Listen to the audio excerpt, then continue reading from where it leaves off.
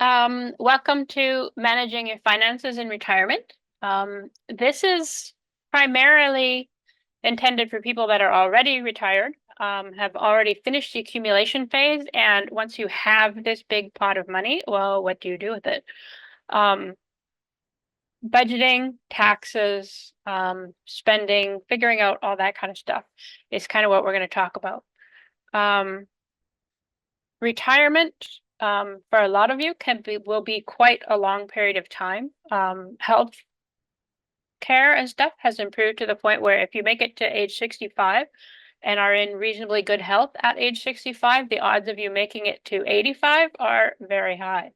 Right. So you probably need to plan for 20, 25, 30 years of retirement. It's not like, when they first instituted the Canada Pension Plan in 1965 and they said, well, we're gonna base it on, an average life expectancy of 8 years post-retirement. It's considerably more than that now. Okay. So what we're going to talk about is the importance of managing your retirement. You want to make sure you don't run out of money, if at all possible. How to use it most efficiently, ways of getting more cash or things like that. The art of budgeting. So a lot of people think that budgeting is a dirty word, but budgeting is simply making a plan. And if you don't have a plan, you don't know where you're going or if you're even going to get there. So budgeting is actually a very helpful thing to know. Common retirement strategies, we'll talk about that kind of stuff. And then there's tools and resources at the end.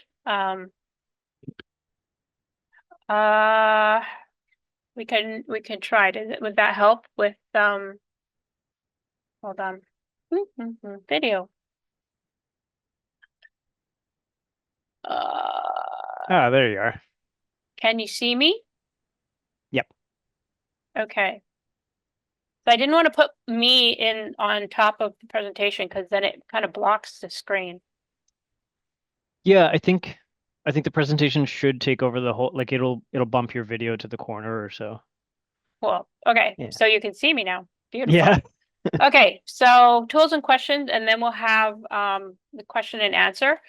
Mark will be keeping track of those in the chat. So if you pop questions in there as you think of them, I can be interrupted and ask questions if you've got little minor points about whatever I happen to be talking about at the moment.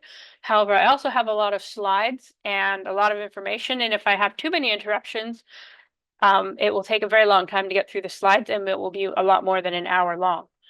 I can stay as long as you guys have questions, so never fear, we'll get all your questions answered, but the people that don't really have any questions or need to go will at least have heard the whole thing up to the end of the slides.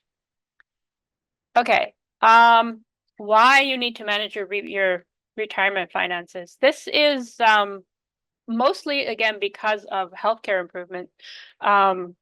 100 years ago, 150 years ago, there really wasn't retirement. You worked until you dropped. And that usually happened not long after about 65 or so. So, families would look after you, but again, the other problem was that if you didn't have really good medical care, pretty much anything that happened to you was a major disaster. And so you'd fall down and break your hip and you were pretty much toast at that point. Whereas now you go to the hospital, you get new tips, you get fixed your bones, and then you're good to go for another 10 or 15 years. So everybody is much healthier and living longer as a result of medical care for the most part. So as a result of living longer, you need a lot more retirement savings. The plans, Canada Pension Plan and OAS and all that kind of stuff were set up in the 1960s, again, with the idea that you were only going to live, say, 8 years past the 65. Well, that's 65 and 8 is 73. Most of you are going to live well past 73. So living on CPP and OAS is probably not going to cut it, which is why government payments are not quite sufficient to get you through to the end because they don't cover everything that you need. The other problem is that a lot of you will have money that you have control over because over the last several decades, employer and government plans have changed from defined benefit pension plans where you pay in and then they pay out a set amount every month for a set period of time until you die. Those have been going away into defined contribution plans where it depends on how much money is in the plans, much more like RRSPs, for example. There's no guarantee of you not running out of money at the end of the day. Those of you that have plans and budgets and you know where you're going tend to be a lot less stressed because you're not as worried about it. I get a lot of seniors that will call me up and want income projections. How much can I live on? How much can I draw for, the next X number of years? And do I have enough money to retire? All right. And you look at it and you say, well, okay, once you get your house paid off, you're good to go. Really? Most people are absolutely amazed that what they have is more than enough to live on comfortably. So rather than once you have a plan, you can see how much you have and how long it will last and what kinds of rates of return you need to get in order to make you comfortable that way. That reduces the stress levels considerably because you're not as worried about running out of money. Okay, so balancing sources. This is an in and an out. If you have your sources of income, which is your pension money, your RSPs, it might be inheritances, all this kind of stuff. Then what you're spending it on, your day-to-day living expenses, medical care, travel, whatever you want. So then you have more or less. If you have a surplus, you're like a lot of people that I run into, I can't spend this. I'm gonna run out of money. If you have more money coming in than you're spending, you're unlikely to run out of money. In fact, you probably will leave a huge inheritance for your kids to inherit, which is not the goal here. It can be, but it shouldn't be. On the other hand, if you have very limited money and really high expenses, especially high discretionary expenses, you may be running a deficit and you're going to run out of money a lot sooner than you think you are, in which case, something needs to be done about the uses of retirement part of the equation. So, sources of retirement income. So anybody who has worked in Canada over the last they instituted in 1965. So, I mean, pretty well all of you should have maximum Canada pension plans for the most part. This maxes out if one of the things that it does though is it's something for women that you need to be aware of is the way they calculate it is they take they bump out the top 5 or 6 the bottom 5 or 6 years, earning years, right? Because it's kind of intended to bump out the bottom years. When you're fresh out of university or going to university and you're not making any money and all this kind of stuff. Where women tend to run into problems is that they sometimes have significant chunks of time in the middle of their earning years where they were at home looking after kids. It is possible to get them to do a recalculation to exclude childbearing years. They don't do it automatically because they don't know when you had kids. But if you have kids and you took significant amounts of time off, it's probably worth a call to the Canada Pension Plan guys and say, was that taken into account in the calculation? Because it might get your monthly pension bumped up a bit. Quebec, I'm assuming it is again very similar to the Canada Pension Plan. Old age security is something that you get even if you've never worked. And guaranteed income supplement is associated with old age security. Generally, you only get this if you only have Canada Pension Plan and old age security and no other sources of income. You have to have really low income, like your total income has to be under like $25,000 a year or something like that. I do see a lot of seniors that have this because they weren't saving over the over the years, and so they're living on it.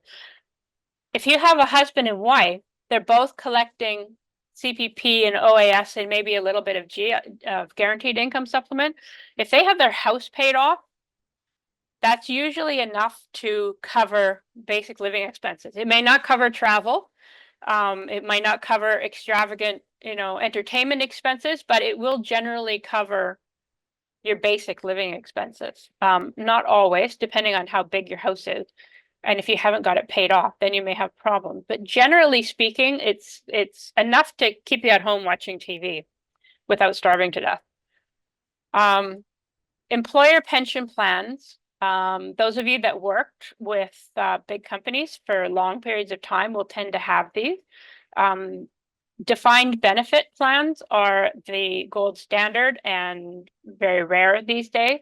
But that's where, you put the money in and it collects up and the company says, okay, if you continue working and doing all this, when you turn 65, you will get, $1,000 a month indexed for inflation until you die.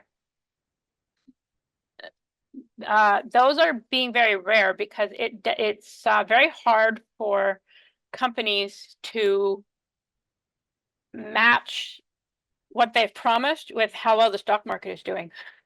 So they have underfunded funds, which means that they tend to run out of money after a while. So then they don't have enough money to pay all these benefits that they've promised.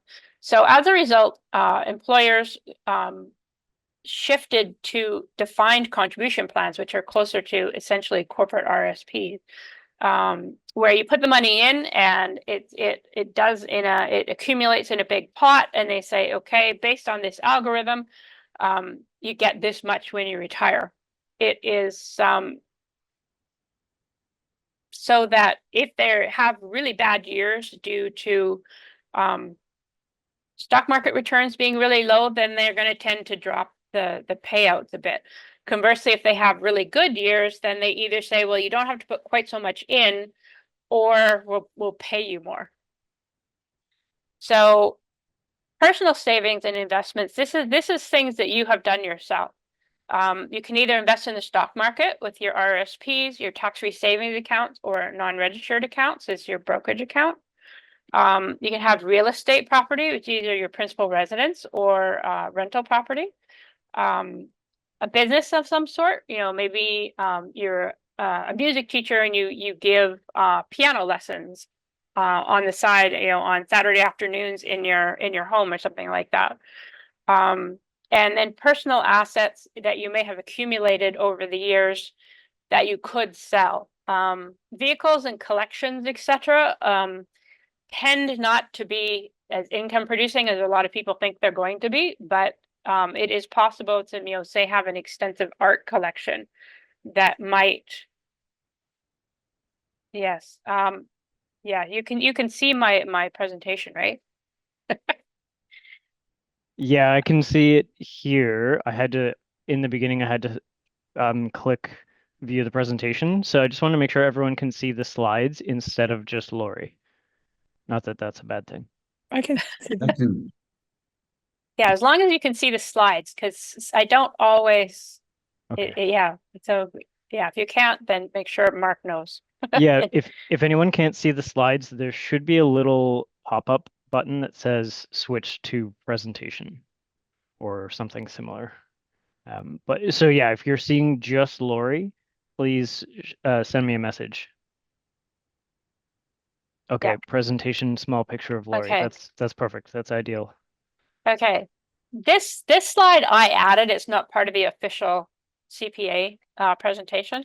I was curious to see, what are typical amounts of income, like not income, but wealth in households. This is from Statistics Canada.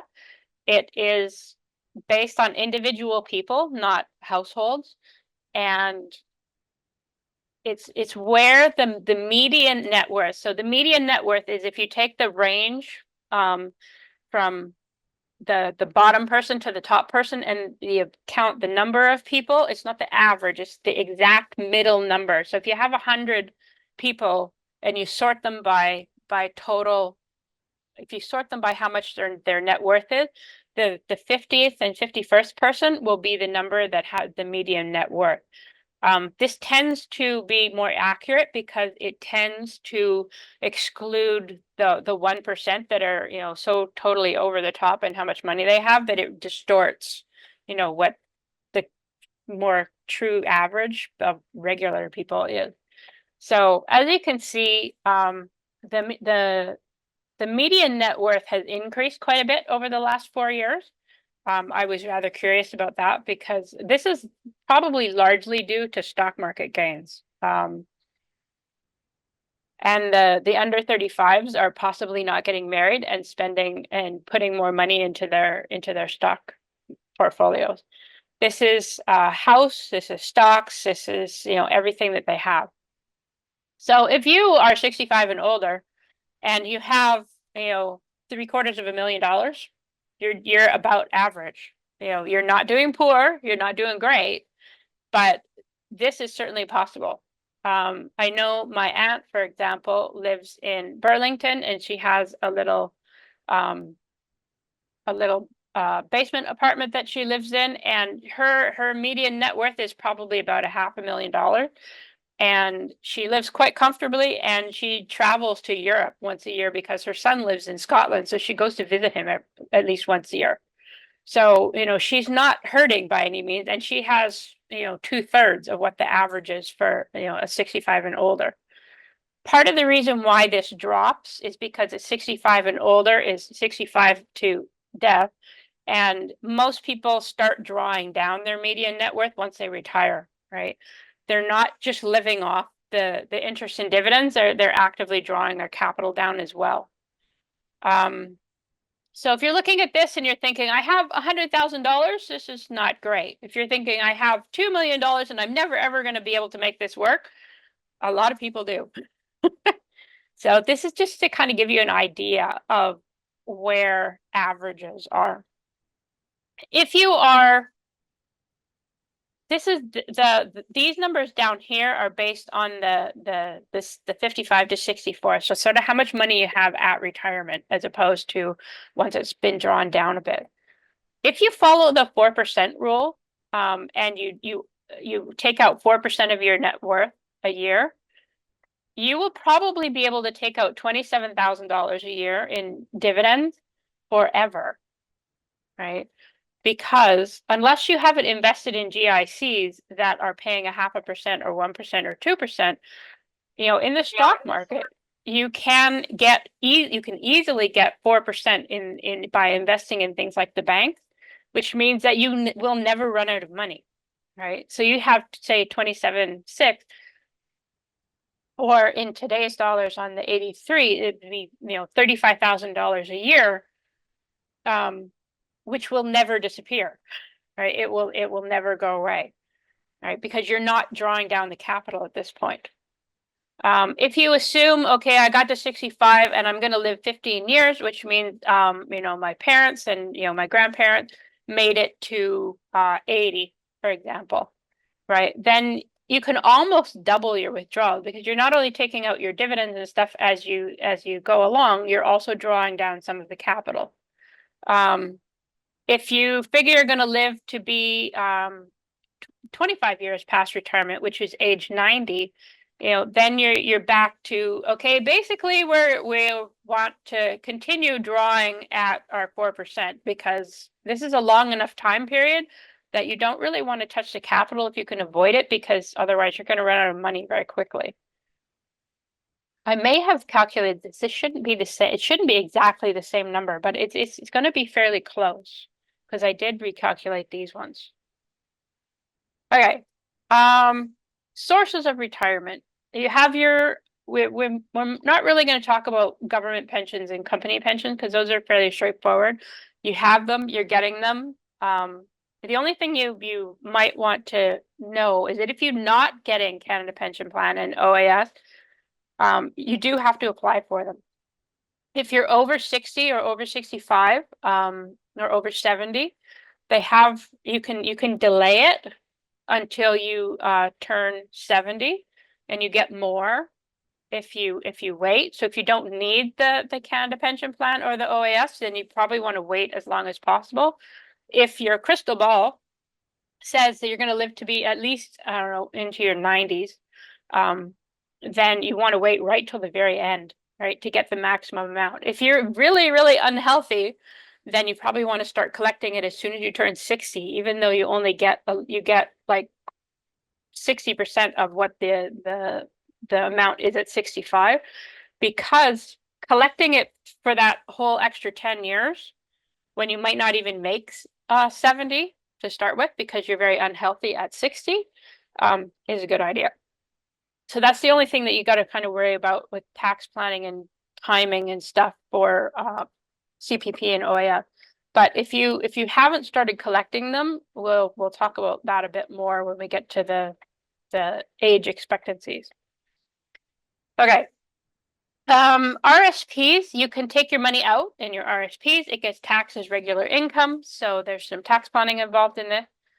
The only thing that you sort of have to worry about with RSPs is that they have to be converted into RIFs by the time you turn 71. Not your 71st birthday, but the December in the year that you turn 71. I know from experience that sometimes it takes the banks a bit to transfer everything over. So don't wait until 2 weeks before the deadline to go to the bank and say, aha, I'm 71. And I turned 71 this year. I need to convert it all over to the RIF. The banks should know what your birth date is. So they should be contacting you 6 months or so in advance to say, aha, you're coming up, on the RIF withdrawal deadline. We're gonna sign all the paperwork and get it all switched over. There is no difference between a RIF and an RRSP. It is simply a shell that holds your investments. The only difference between them is that RIFs have a minimum withdrawal requirement. It starts at about 2% or so when you're 71 and goes up to 20% by the time you're 90. So from a tax planning point of view, you sort of want to watch where you're drawing all this money. Because if you have other sources of income, if you are still working at 71, like my mother was still doing bookkeeping and stuff and drawing significant amounts of money at 70. She's typing away on the computer, doing bookkeeping and all this kind of stuff and making fairly good money. So we tended to minimize her RSP withdrawals because, she didn't need it and it bumps her up into higher tax brackets. Most seniors are not probably doing that, so you don't need to worry about it too much. But the tax planning is involved on watching what tax rates are you taking this out at. If you have tax-free savings accounts and RSPs, for example, you probably want to take a little bit out of both at the same time so that you spread your RSP income out over time, as opposed to, say, taking out all your RSPs at the beginning, paying tax on the whole thing, and then you run out of RSPs when you turn 70 or 75 or whatever, and then you decide, okay, well, now I have tax-free savings accounts, so you start taking money out of there. But the problem is that tax-free savings account withdrawals are not taxable. So you suddenly go from paying tax on lots and lots of money to paying tax on practically no money. And you paid more tax up front than in the end. So, under the general principle that it's better to pay the government as little as possible and as late as possible,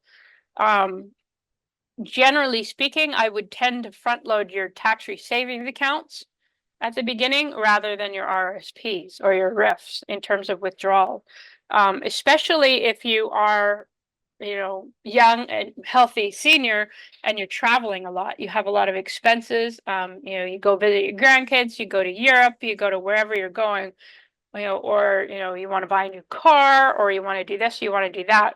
Where you want to take those big expenses from is your tax-free savings account rather than taking it out of your RSP or your RIF. Because if you suddenly take $30,000 out of your RRSP to buy a car, for example, the year or two after you retire, that extra $30,000 is it's going to cost you probably an extra 5 or 6% in taxes, over and above what you normally pay, because it will bump you up into a higher tax bracket for that particular year.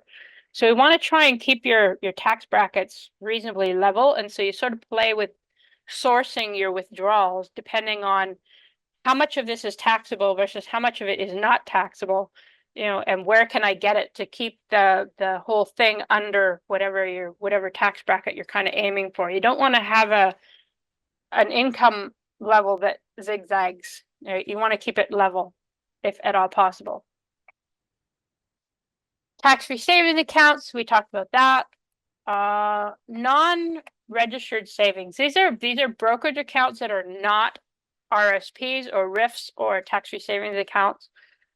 You can have personal savings accounts or personal brokerage accounts. You can have your real estate, which is your principal residence and your rental.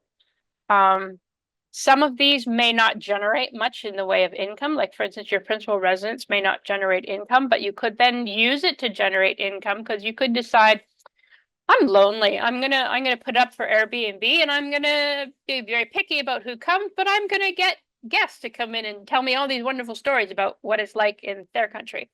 And so you might decide it's not a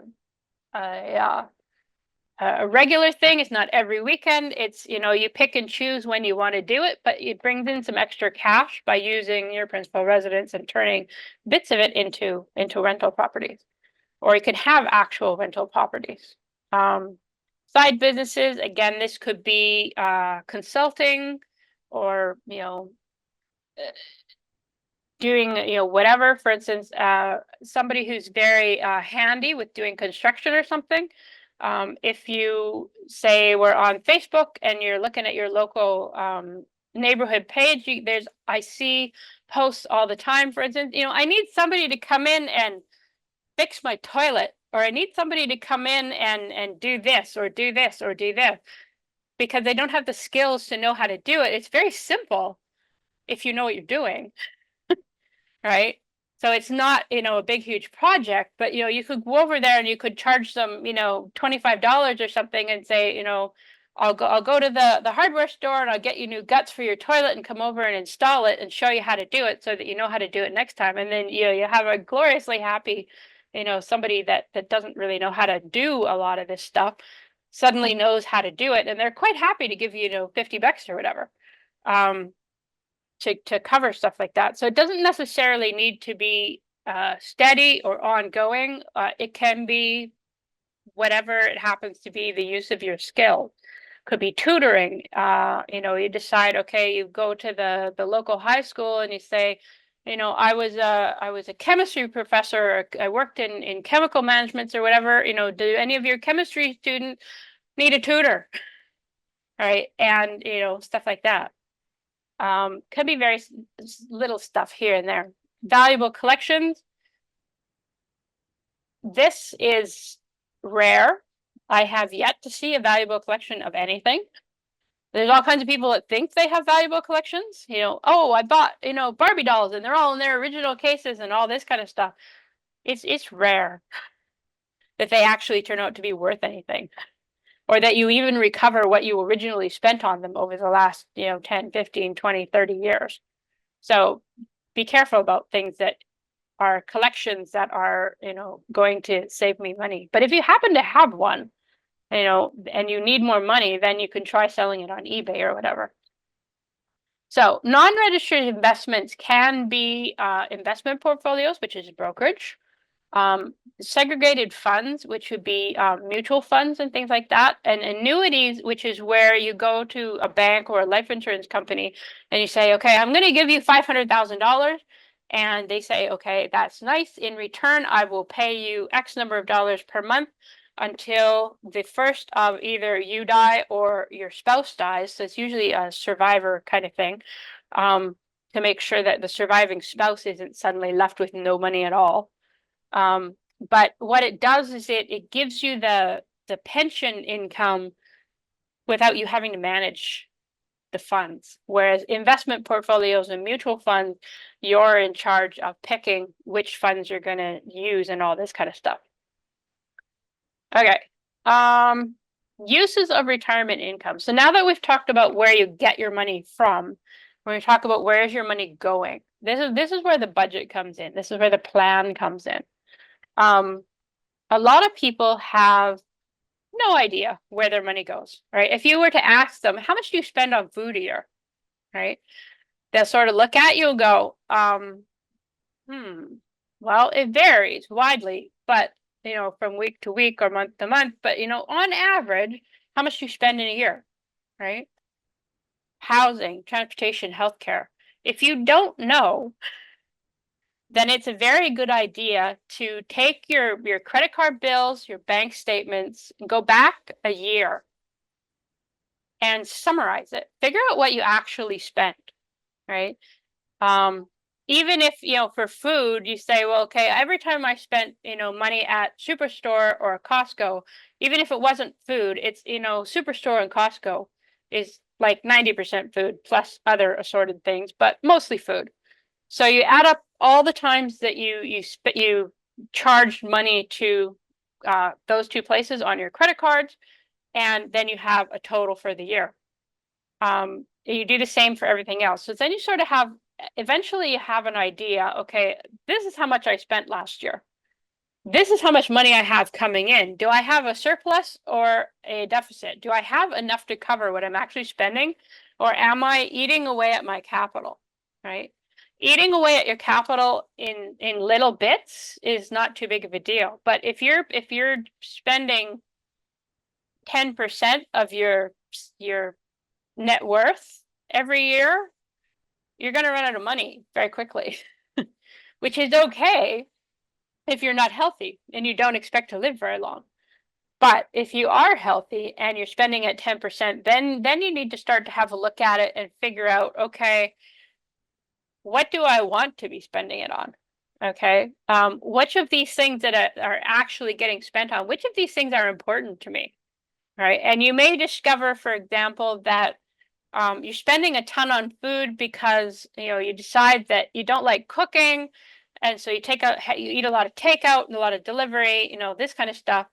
But you discover that your food bill is $15,000 a year as a result, right? And then you also say, well, okay, my travel budget is this much, but traveling to go and see my family, go see my grandkids, my kids, or traveling go to Europe, that's important to me, right? So if you don't want to cut your travel expenses, then cutting, say, eating out so that you can save up money for your trips might be a good trade-off. But the trade-offs have to be something that you decide. You have to decide what's important to you, and what you want to spend your money on. But the first step is knowing what it is, understanding your spending pattern. The gotcha that gets a lot of people is you want to watch the subscription fees. The things that hit every month, whether you're using them or not. Netflix, gym memberships, Spotify, whatever it happens to be. You want to make sure you know what all your commitments are and that they are things that you actually want to spend money on and that you just haven't sort of forgotten to call them and cancel it. Because sometimes you can free up a whole bunch of money there because you discover that you're paying for something that you haven't used in 6 months or a year. And because you don't really look at your credit card bills, you just pay the amount every month, you've completely forgotten that you're still paying for it, right? So this is where going through and figuring out what you're doing is helpful. Technology can help. I tend to do this all in Excel spreadsheets. You can get apps where you can, say, download all your transactions from the credit card companies and the banks, and it will automatically categorize them based on the name of who the payment was made to. So for instance, it will put anything that's labeled from Costco into food. or anything that is into Dairy Queen, into restaurants. Insurance would probably go under housing or transportation. You can then tell it, you put this in the wrong place. This is really transportation insurance. It's not house insurance, for example. You can go through and sort it, and then it will fairly automatically, once you've got it all set up, generate you an income statement every month to say, okay, this is money in, this is money out. We're in the plus or we're in the minus, and a lot of them also will have room for budgets where you can say, okay, this is what I'm planning on spending, or my average for spending. How am I doing compared to my plan, right? Some of it you may not have control over, but some of it you do. So this is the spreadsheet method of doing this. The first thing you want to go through is look at all your fixed expenses, the things that are the same amount every month that you don't really have a lot of control over. Your mortgage payments, your car payments, your insurance payments, those kinds of things. These are called fixed expenses because they normally are fixed, but in the big view, they're not necessarily fixed. All right. So for example, your mortgage payment is fixed until you pick up the phone and call the bank and say, can I get a lower interest rate? Right? You still have to pay your mortgage thing, but you might be able to knock 50 or $100 a month off of it. If you can get a lower interest rate, over and above whatever the charge is for them to renegotiate the mortgage.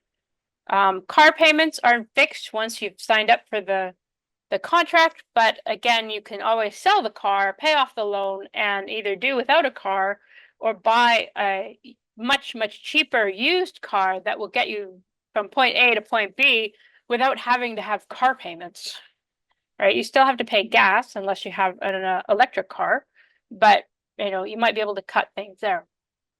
Variable expenses are generally things that you have to pay, but they fluctuate from month to month.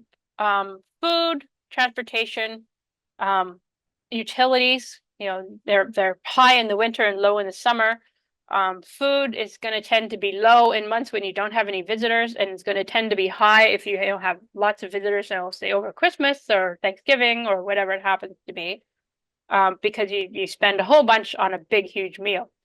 That's okay. You need to know what those special things are. These are usually much easier to get ideas for budgeting. If they're higher than what you want them to be, it's usually easier to find ways to shave money off of these.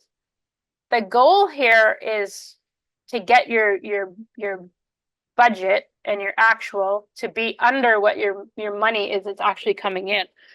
Now, if your income is really low, the problem might not be your spending. It might be the fact that your income is really low, at which point you need to say, well, is there any way that I can supplement my income? Can I, rent out part of my house as Airbnb? Can I give piano lessons? Can I give, do little tiny home renovation projects for my neighbors, or, things like that.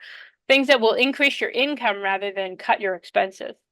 However, if you actually go through and look at in detail what you're actually spending, right, and compare that to your values.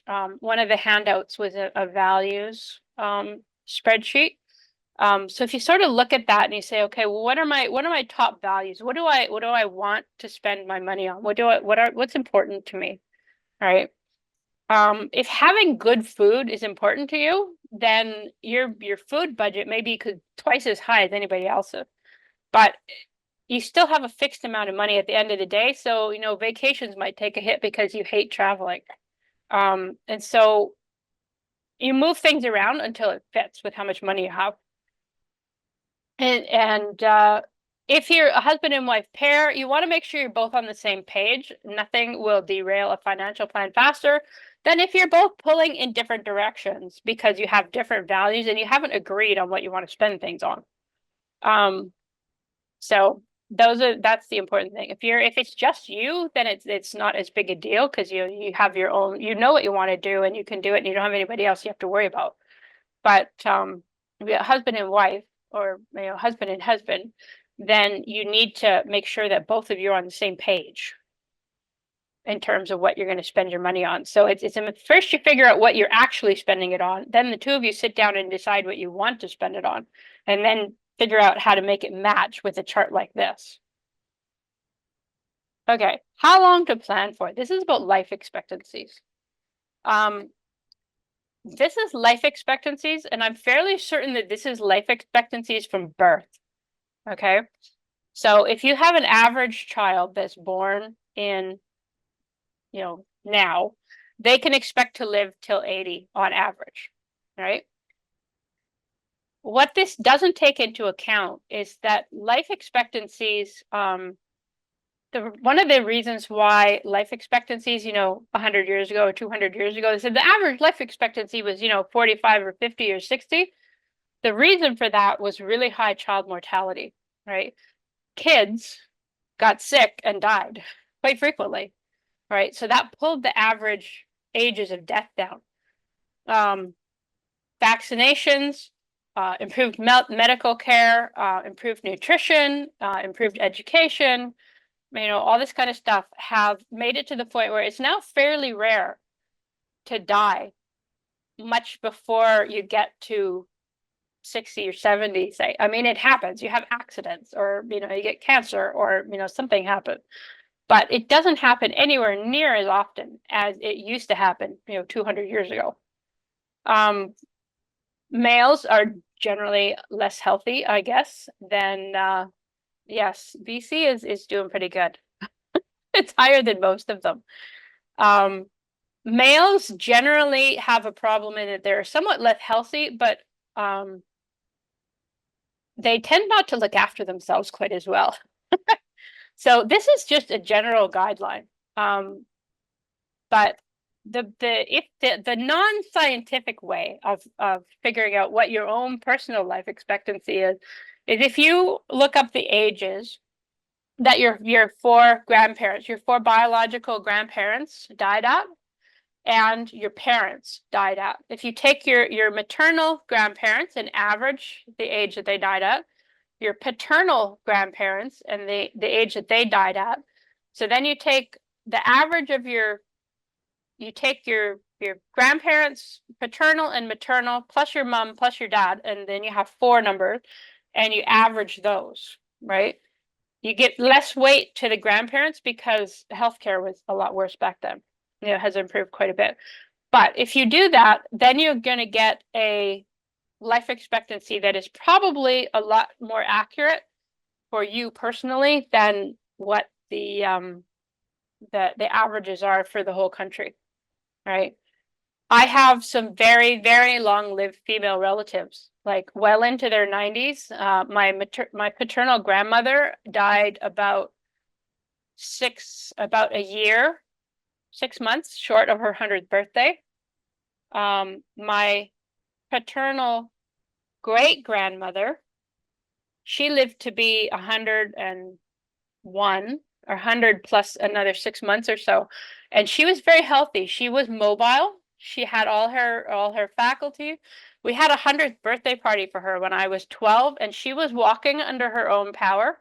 She had a walker that she was leaning on, but she was up walking, and she knew all of her grandkids by name. Right? She hadn't met most of the great grandchildren, so she didn't know any of our names. But she knew the generation, like my parents' generation, she knew everybody's names, right? And who they were and how they were related, and remembered stuff about them because they're her grandchildren, right? And she's in contact with them. But this is on her 100th birthday. So, that's great. If on the other hand, you have a lot of heart disease and strokes and cancer, and your grandparents and your parents, they live to be 65 or 70 or 75 on average, well, then don't plan on living to 100 because you're probably not going to get there either. You might. So you don't want to plan on dying penniless at 70, but you don't necessarily want to be scrimping and saving and depriving yourself and then end up dying at 70, right? So the kind of balancing is what you're aiming for. You know, my tendency for me personally is to plan for quite a long time because, as I say, I have a lot of relatives that made it into their 90s. Okay. So accessing your funds. This is relatively easy, but it's a matter of you have all these different pots, right? You have, you know, you say your government pensions and your company pensions and your non-registered pension, your non-registered brokerage accounts, and say a rental property and your principal residence and this, that, and the other thing. So part of the accessing funds is figuring out where you're going to take money from first, right? First, the very, very first place you want to take funds from is any place that is paying out payments without touching capital. Okay, so your government pensions, your company pensions, the interest and dividends on your non-registered stuff, if you're collecting rental income from a rental thing, those kinds of things. If you do that, right, you're not touching your capital and you will never run out of money, even if you live to be 500 years old, right, because you're not touching your capital. And these particular funds are mostly indexed to inflation, right? So that as your expenses increase, the cash that you're getting increases as well. You also want to minimize taxes. You want to pay the least amount to the government as possible, as late as possible in the game. Part of this involves, as I said, if you need big chunks of money for traveling or car purchases, you want to take that out of capital sources that you don't have to pay tax on, like tax-free savings accounts. If you have, okay. So yeah, and then okay, so it's kind of tax planning. This is more you need to know a lot about taxes, and I don't really have time to get into huge amounts of taxes because we're only halfway done and we have 10 minutes left, so I gotta speed this up a bit. Okay, so protecting your assets from inflation and fraud. Inflation is mostly built into a lot of this, but fraud you got to watch out for. The banks and the newspapers are full of stories where a senior gets a call and they fall for it and they go down to the bank and they say, oh, I need to take some money out, or I need to do this, and the teller knows them well enough that it's like, wait a minute, what are you doing? Why are you doing this? Oh, well, I got this call from, you know, whoever it happens to be, and I need to send them some money. And the teller says, are you sure? You know, that's more than likely a scam of some sort. And so the tellers can save your butts in a lot of cases. Having your kids be aware of what you're spending on, they may catch things like that as well. So you don't necessarily want to hide it from your kids unless you don't trust them at all. But having, you know, if there's odd things, ask somebody. You know, I get emails all the time from tax clients where they get these emails that they say they're from Revenue Canada. Click on this thing, you have a refund. You know, it's like Revenue Canada doesn't do that. Those are all fraud. You know, if you get one of those emails, ignore them, because if you click on it, the scammers get access to your bank account and they will clean you out. Right? So things like that. What happens if you don't quite have enough money? Can you start to dip into your capital, right? You sell part of a GIC, you sell part of bonds, part of your stock. If you have assets that you can sell without sort of impacting your standard of living, so a rental property, for example, you can sell and generate a huge pot of cash, which you might be able to get a much better rate of return in the stock market than you were collecting in rent, for example. Annuities is, you know, if you're not really sure what you're doing and you want the insurance company or the bank to manage it for you, you give them all your cash and sometimes it'll work. This is where selling assets, this is where reverse mortgages come in. This can be a good idea, but generally speaking, only if you don't have any heirs, because you won't have any money to pass on, because the way reverse mortgages work is that the bank says, we'll give you $1,000 a month forever or until you die, and you don't have to pay it back, or any of the interest that's being accrued. None of it has to be paid back until you either die in the house or you sell the house, right? Which works really well unless you get to the end and you have to move into like a nursing home, and then you don't have any capital at all. So then you're highly dependent on the government for, whatever the public healthcare system will provide in the way of nursing homes, and it might not quite be up to your standards. So this is not something that you want to use to finance, travel, for example. But if it's the difference between doing this and being homeless on the street, then yes, it's probably a good idea. Minimize taxes. We talked about this a lot.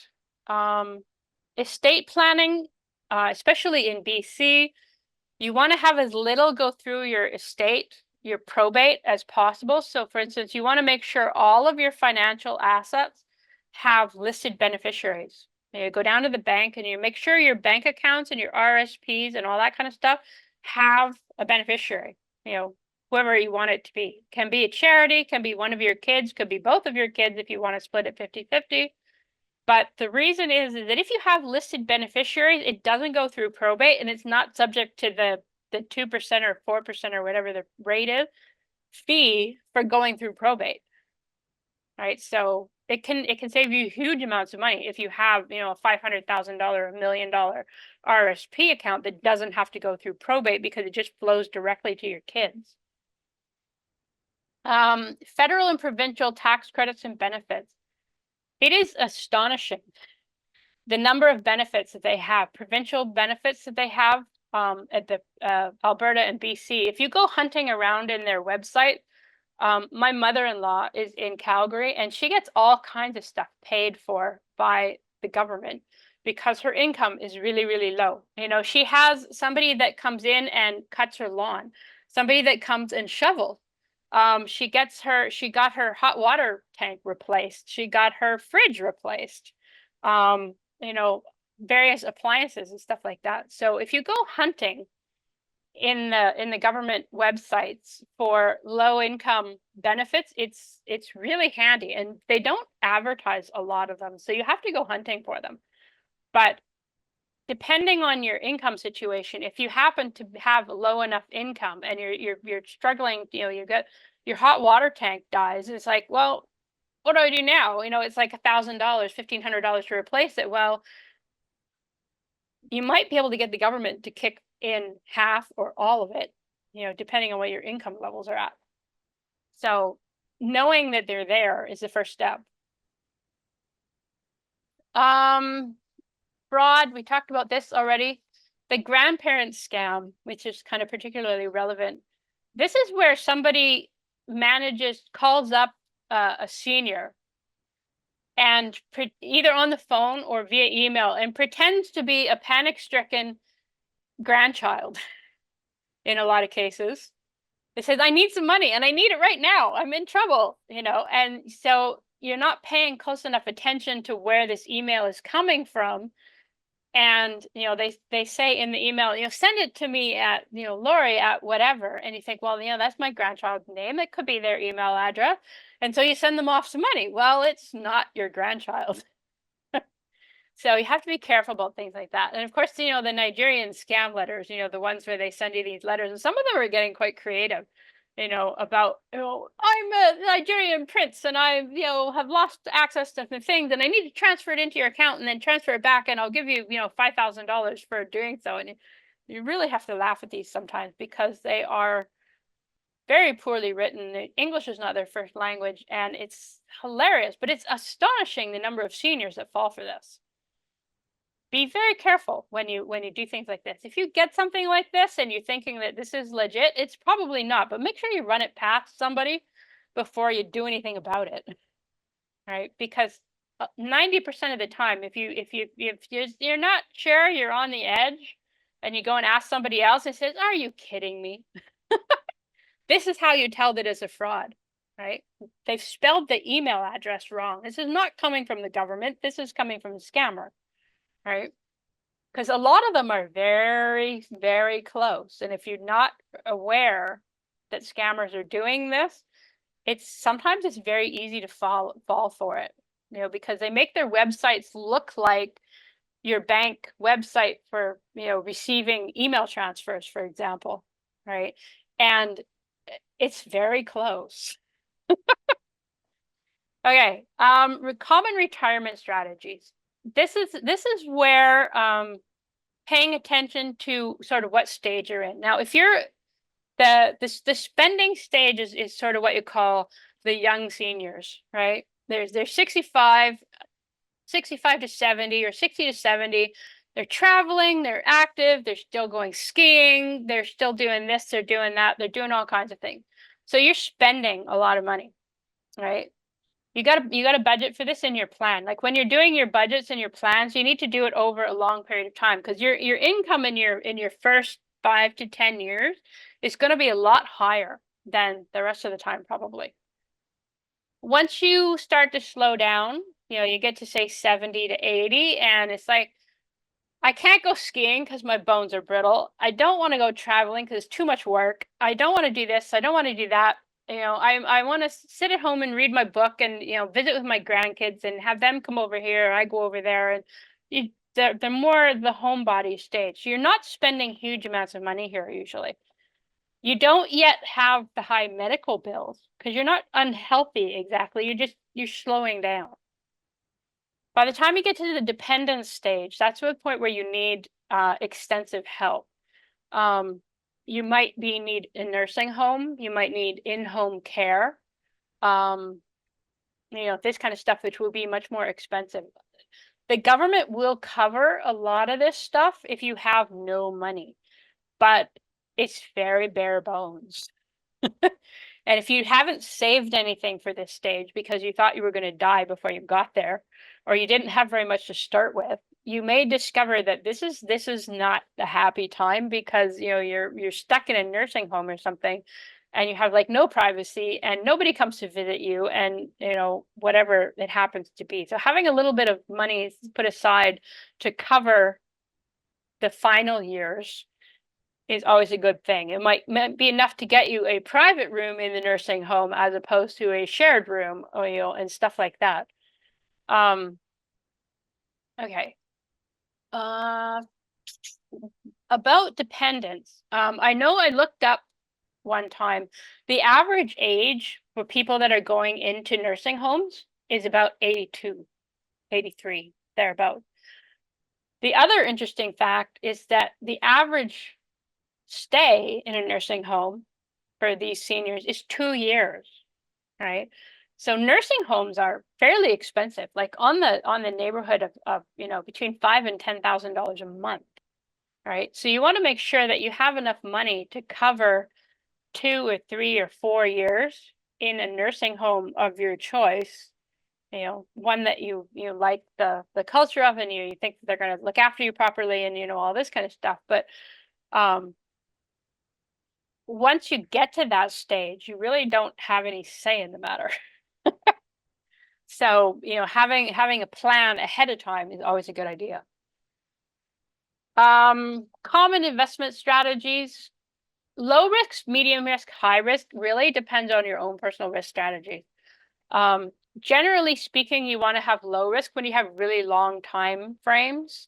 So if you're 65 and you figure you're going to live to be 95 or 100, you don't want to be investing in risky stocks that pay 7, 8, 9% dividends, because they might disappear on you. They're risky. I would tend to say the stock market in general is probably medium risk. If you have all your stuff invested in relatively stable bank stocks, utility stocks, the kinds of things that used to be called widows and orphans funds. They're mature industries that pay out very steady dividends, and they don't fluctuate much with the general economy, the banks and utilities. Then sometimes you can have stocks, even though the common wisdom is that seniors shouldn't be in risky things, because it's hard.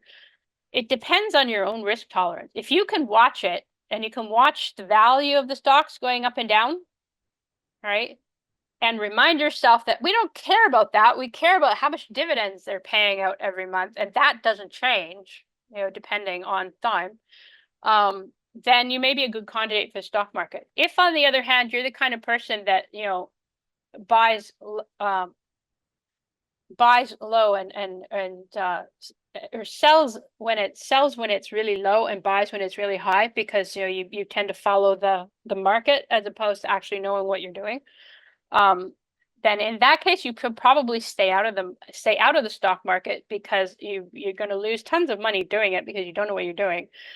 And the reason why people buy high and sell low is because they have no risk tolerance. They're watching the stock market go up and down, and every time it goes down, they go, major panic time, and they sell everything.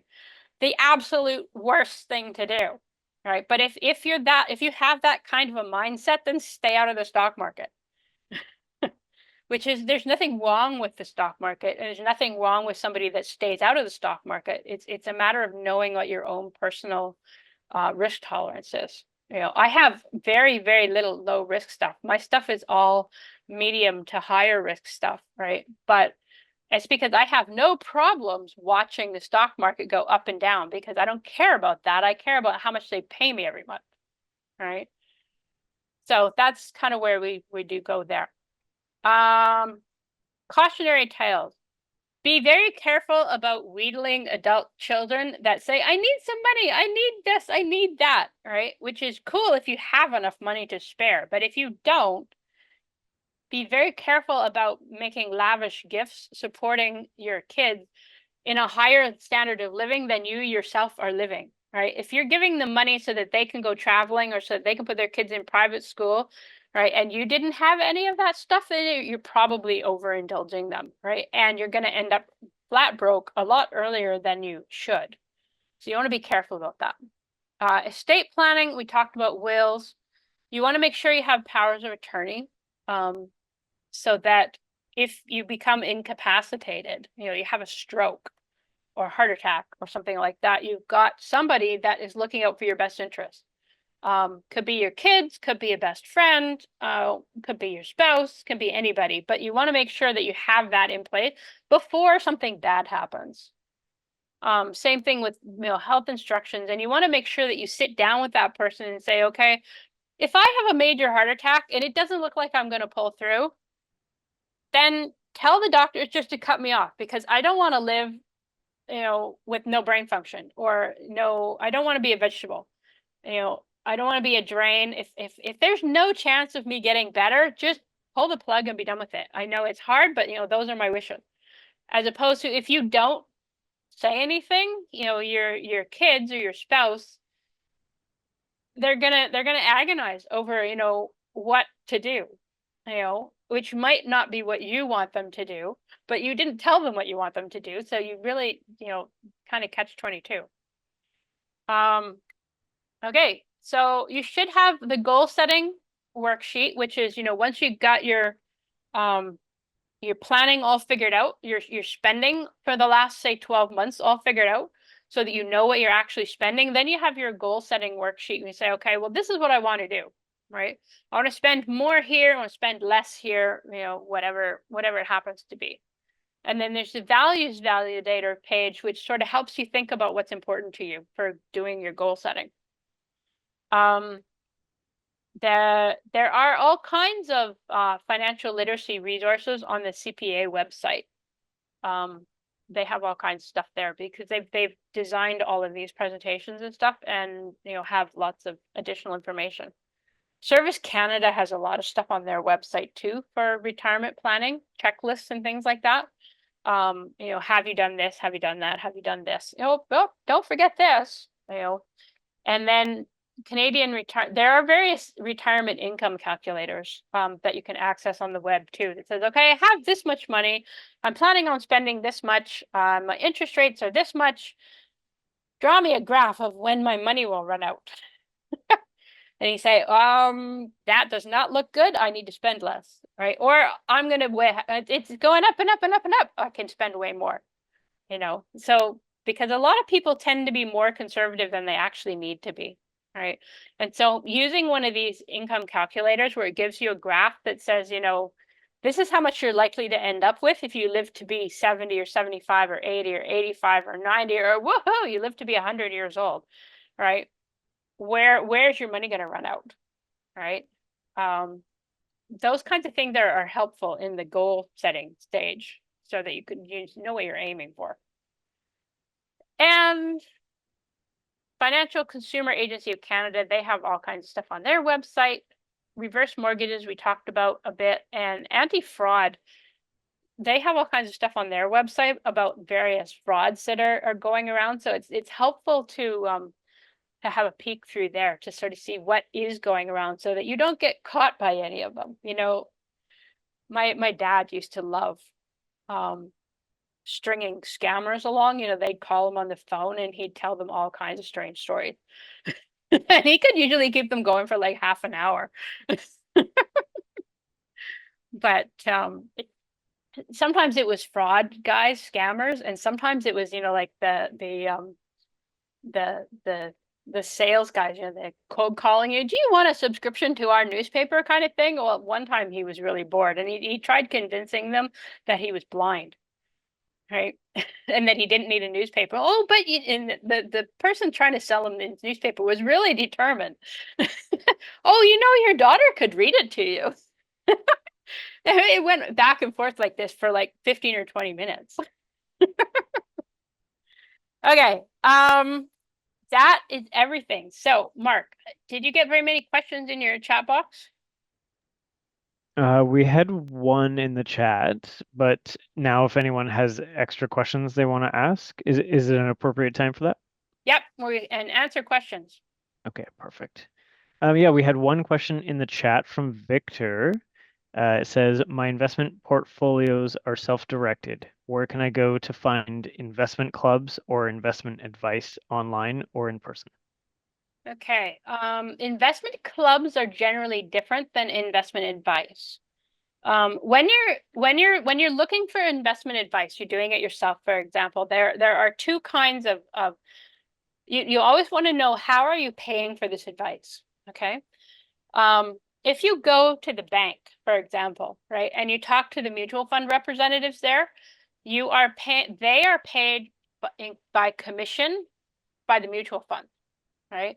So their advice tends to be slanted towards whatever will get them the most commissions from the mutual funds, right? They'll tend to put you into mutual funds that say have front-loaded or back-loaded service charges, or have, you know, really high service charges so that they get a kickback, you know, all those kinds of stuff. This is not a problem as long as you're aware of what they're doing. So if you can't afford advice, then it's perfectly okay to go to the bank, but just be aware that you need to ask a lot more questions. Why do you want me to go into this fund? What are the costs involved with this fund? Are there fees up front? Are there fees at the end? What happens if I take it out in 3 months or 6 months or, you know, whatever? Because a lot of them are great until you take it out early, because they have what they call trailing fees, that if you sell it within a year, there's like a 5% charge. If you sell it within 2 years, it's like 4% charge, and it goes down from there, right? So if you hold it long term, then you never have to pay this charge. But if you don't know that up front, then you can get nailed. The second kind of getting advice is from a financial planner that does not necessarily sell you investments, but they will make a plan for you and they will charge you directly, right? They might charge you, say, 50 or 100 or 150 bucks an hour to develop a plan for you. And I mean, they might have relatively inexpensive plans that are sort of templates that they have, say, different templates for people in different situations, right? And so then they might spend a little bit of time customizing it to your exact situation, you know, but the benefit of this particular method of doing it is that they're working for you. They're not working for the mutual fund company. So they will give you advice that is tailored to you and in your best interest, right? This tends to be expensive, you know, because as I say, financial planners probably charge, you know, 100, 200 bucks an hour. right? That being said, you might be able to get a fairly comprehensive plan where you get, say, somebody looks at what you've been doing as a self-directed kind of person for the last 10 years, and they say they might spend an hour or two and says, if I were you, this is what I would do. I would sell this because, and I would buy this because, right? And so they give you, an hour or 2 hours worth of stuff and completely they might completely change your portfolio, or they might tweak it a bit, but they might say increase your average dividend haul from say 4% up to 5 or 6 or even 7% and still keep it reasonably safe because they know what they're doing, right? And they know which funds are likely to continue paying dividends at a higher rate without running into issues. Investment clubs tend to be very risky because they're essentially unregistered mutual funds, right? You get together as a group and you each individual person in the group, there might be a group of say 5 or 6 or 10 or whatever, and each person say does a bunch of research on a particular stock, and the next time the group gets together to meet is that they present why they think this is a good stock or a bad stock to add to the portfolio. They tend to have one portfolio where the money is all invested in, and then they pick and choose by voting based on the research that everybody's done. I'm not sure where you would go to find these, and it would really depend on who's in the investment club as to what kind of advice you're going to get. One of the things, if you're getting tired of doing it yourself, or you're thinking that you're not getting particularly great return, what I do, for instance, is I sort of let the mutual fund companies do it without paying them anything. What I do is I look at the mutual fund holdings in funds that I particularly like the one that I particularly like, for example, is the TD Monthly Income Fund, which is a dividend holding stock. It's got lots of banks, it's got lots of utilities, it's got some oil and gas, it's got some, whole bunch of different things in it.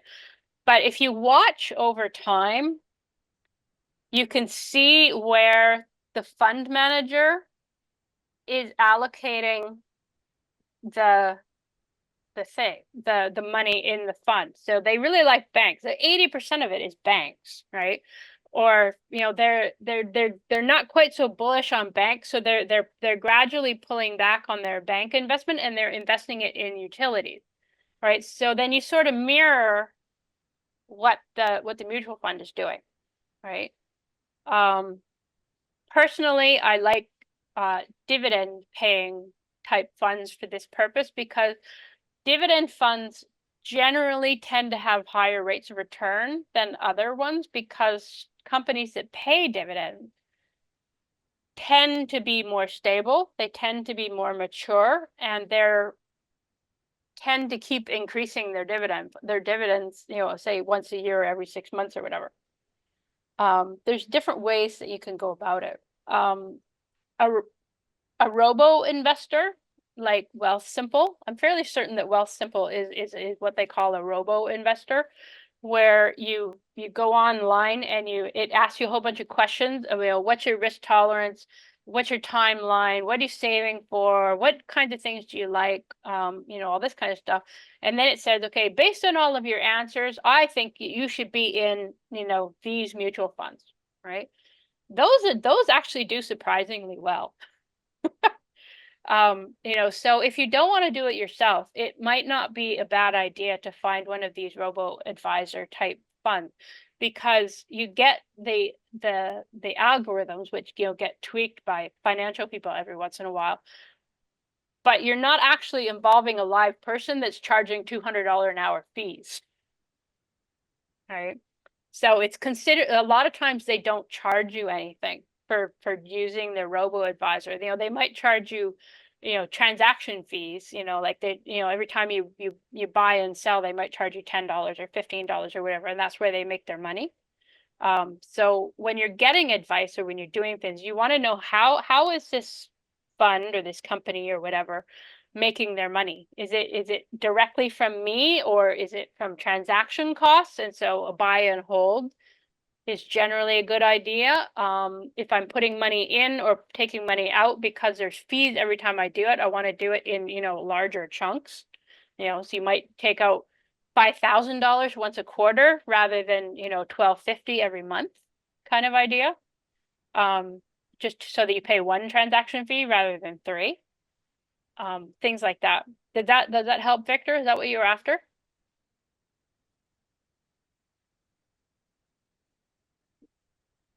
Victor, you probably have your mic turned off or possibly disappeared.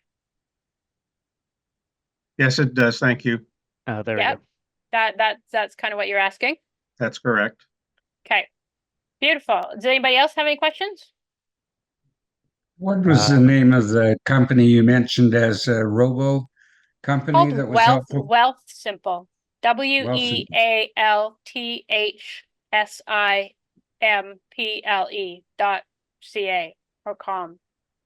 Thank you. Yeah, Simple is a really handy service. I use it for a lot of things, but Yeah, yeah. I haven't used them myself, but I have read various articles and stuff that, the robo advisors, of which I think Wealthsimple is one of them, Yep. actually do fairly well. Yep. Mhm. I Thank have you. personal experience with that in the last couple of years, and it's been going pretty well, I would say. Mm-hmm. Thank you. My name's Kerry. I had a question I typed earlier. I heard handouts being mentioned, but I don't see how we get those. Mark, did you Yes. send those out somewhere? So what we did was we included it as a function when you registered for the webinar.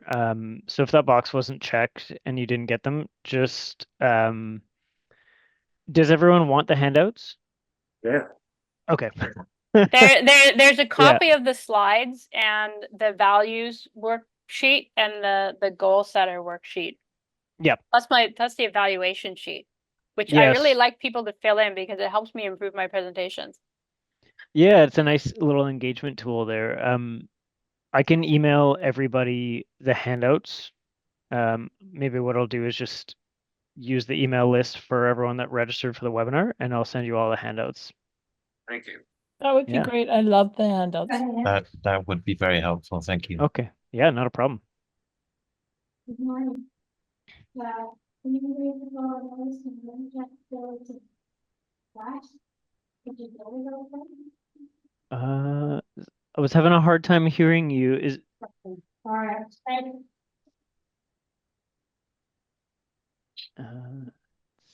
Was Sorry, that? who are you talking to?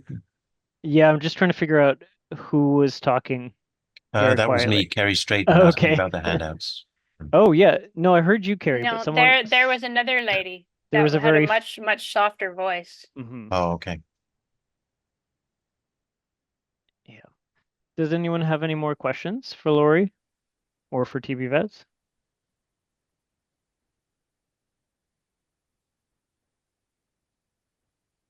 Okay. So if no one has any more questions, then maybe we'll wrap up and I'll make sure everyone gets those handouts through the email they registered with.